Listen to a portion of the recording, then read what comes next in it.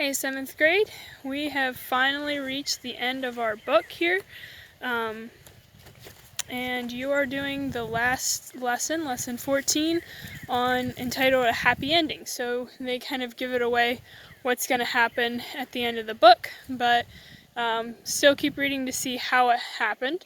So I'm going to read lesson 30, or chapter 30 for you.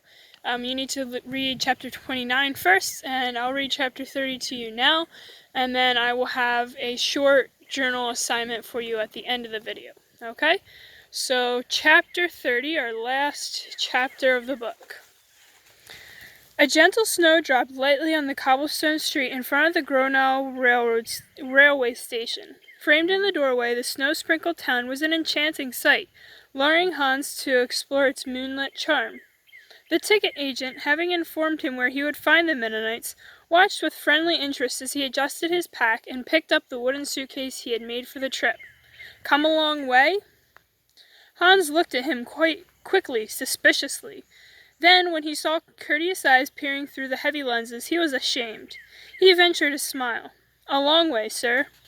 Well, a blessed Christmas to you. Hans stopped and turned sharply, setting his suitcase on the floor. That's right, this is Christmas Eve, isn't it? Then, seeing the amazed look on the other man's face, Hans hastened to add, Of course, I knew it was almost Christmas, but I've had so much in my mind I didn't realize it was already Christmas Eve.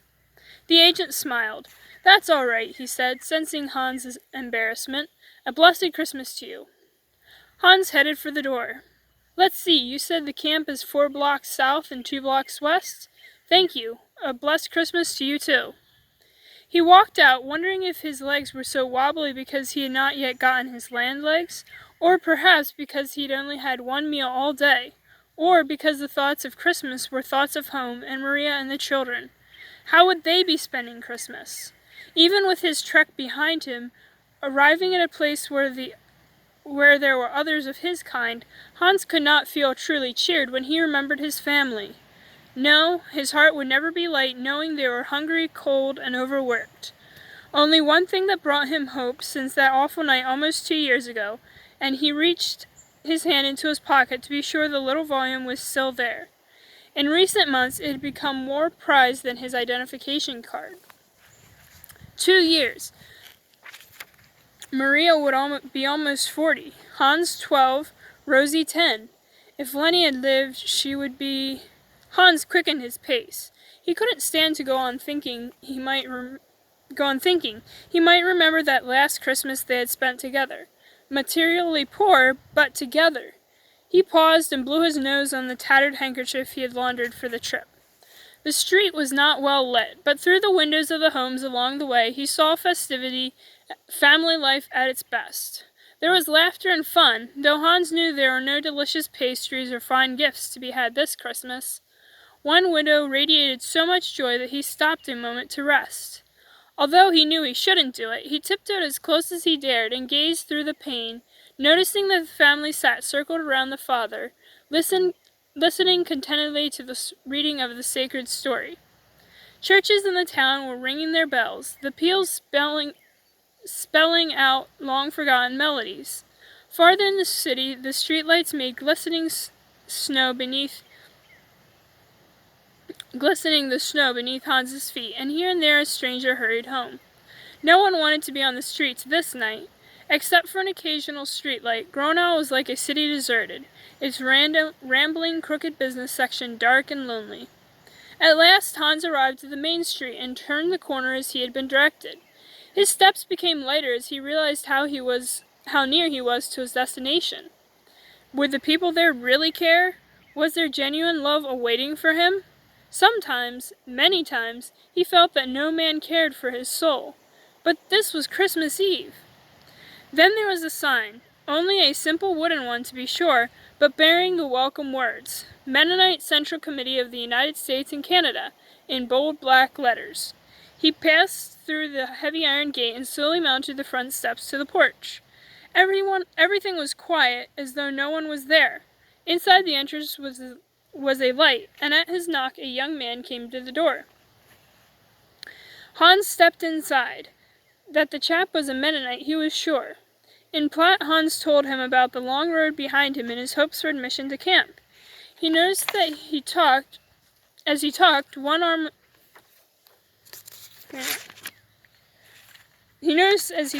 on one arm the boy, certainly no older than 18, wore a simple band, MCC Guard, and that the other sleeve of his drab coat was tucked neatly into his pocket. The absurdity of a gunless guard with only one arm later amused Hans, but at the moment his own need for companionship and friendly advice blinded him to such insignificant details. "I can't admit you to camp or anything like that, but you can hang around until the director or camp leader comes back from the program," the boy suggested accommodatingly. "Everybody around here is at the Christmas program. I wish I could have gone myself, but someone had to stick around, and I'll get my chance tomorrow. Say, you're probably hungry." Hans got up from the suitcase where he had sat down, suddenly realizing how weak he really was, but he was ashamed that he showed it. "Look, Penner, that's what your name is. That's what you said your name is. We got extra rations from the government for Christmas. Take this. I had supper." The guard reached his good hand into his right pocket and pulled out a chocolate bar. Are you sure?" The generous offer was almost too much for Hans. Friends again. While he ate his chocolate, the first he'd had for 6 years, he told the young Heinrich Hildebrandt about his border crossing, about how he'd heard of the camp in the first place. The boy listened with more than casual interest. Though the stories were so often the same, each had its own variation of suspense and danger, escapades and miracles. His own day of miracles was not so far behind that Heinrich could not understand every emotion that shook the body of the older man across from him. He tried to guess how old Hans was, and judged that he was not far beyond his 30s, though he had prematurely gray hair. "Say, listen," Heinrich said at last, when Hans had finished his chocolate bar and condensed the story of his life. "By this time the program will have barely started. It probably won't be any further than the devotional service. Would you be interested in going? It will do you good. After all, this is Christmas Eve." "Yes, I hardly realized it until the station agent wished me a blessed Christmas." Did you have a family?" Heinrich had no sooner asked the question than he regretted it. Of course, a man as old as Hans would have a family. How could he have been so tactless as to bring up the subject? Accepting the nod as an answer, Heinrich hastily gave Hans instructions for finding the old theater where the services were being held. When Hans arrived at the theater, only a few blocks from the camp itself, and back in the same direction from which he had come, the snow was swirling and the wind almost bitter. He pulled his collar around his neck and walked briskly to the door.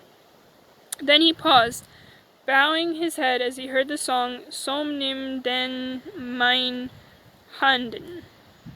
"Take thou my hand, O Father, and lead thou me, until my journey endeth eternally. Alone I will not wander one single day. Be thou my true companion, and with me stay." Was he dreaming? Were these the voices of his own brethren? Were they doing this unhindered? Was this heaven? His wobbly legs and his still empty stomach assured him that he hadn't reached heaven yet. Inconspicuously, he stumbled to the back row, sighing at the beauty of the 2 large Christmas trees in the front, decorated with candles, which gave the only light to the impressive scene that followed.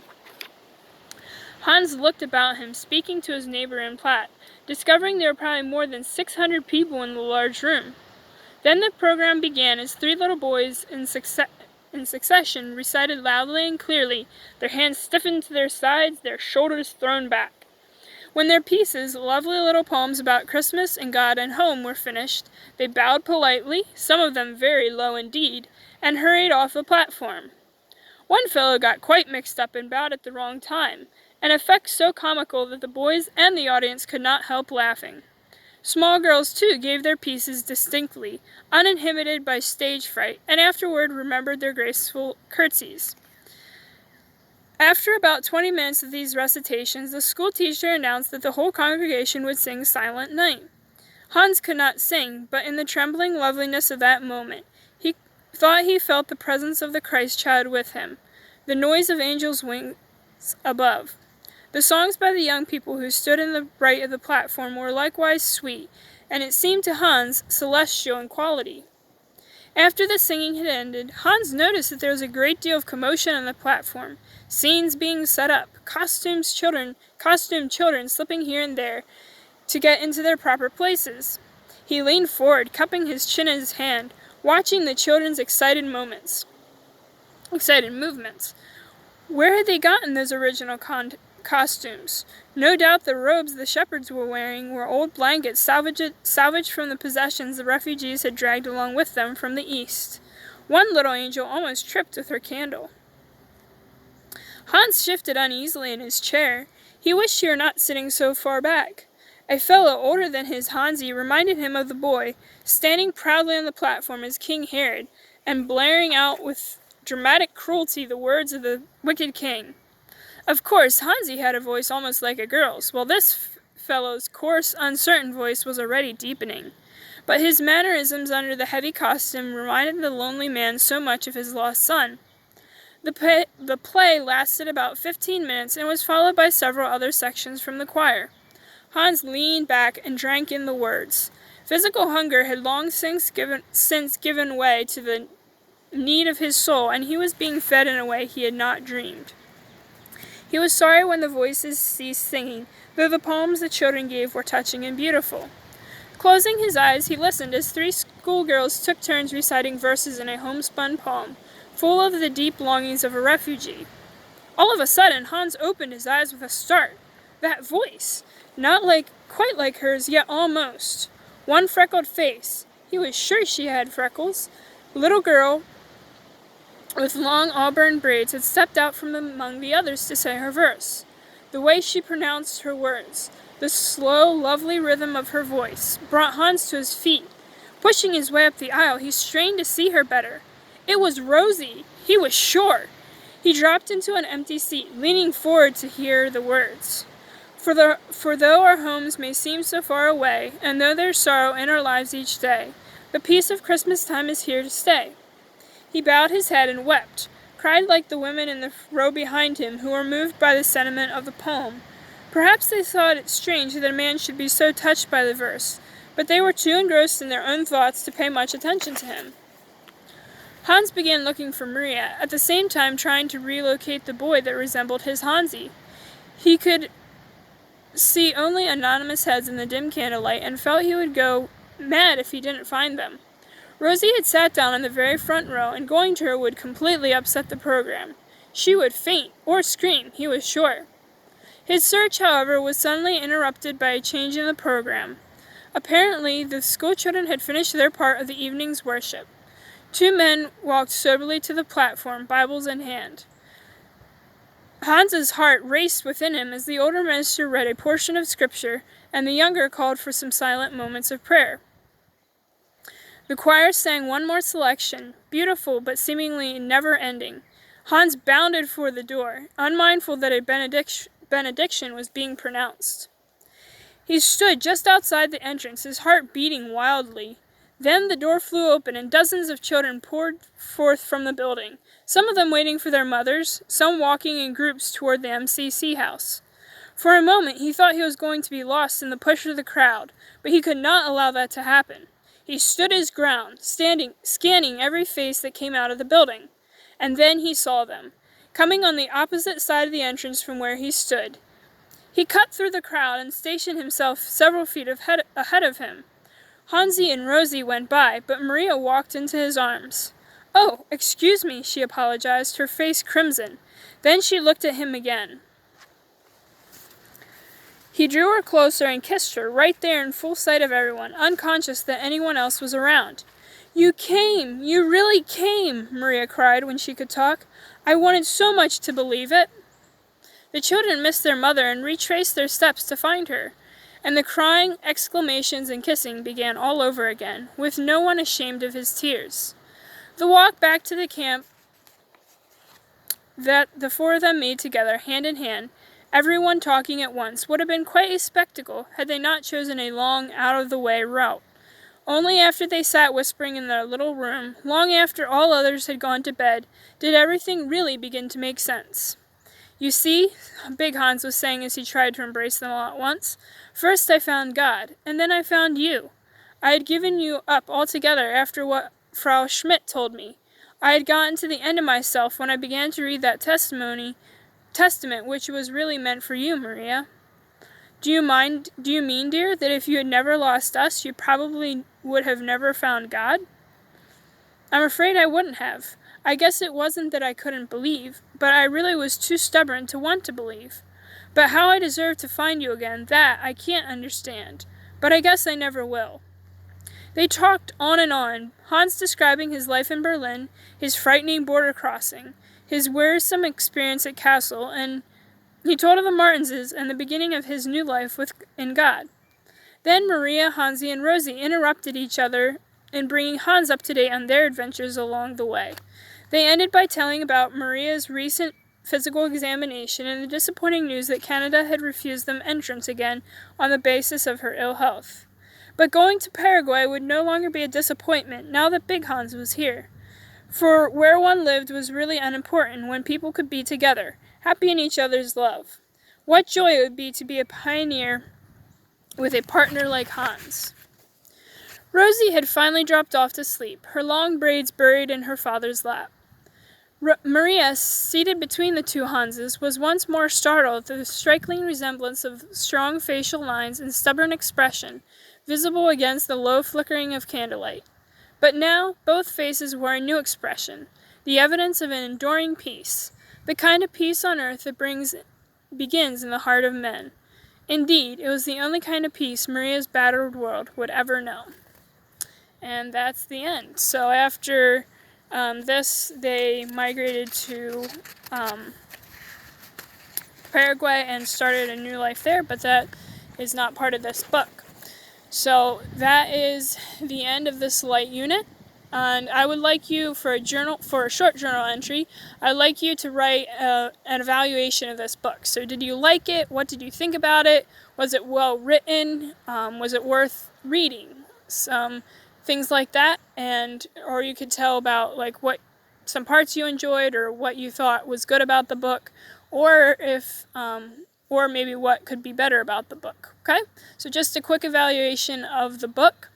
You can do that in your journals, and on Friday when you come to school and bring your last stuff, bring your journals along so I can read your journal entries.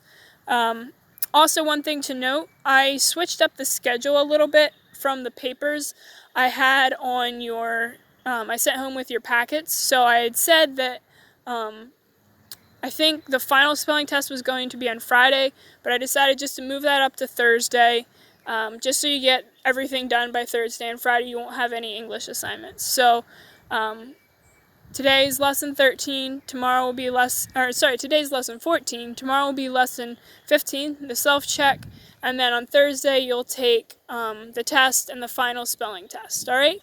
So that is your assignment for today, and I will see you again tomorrow.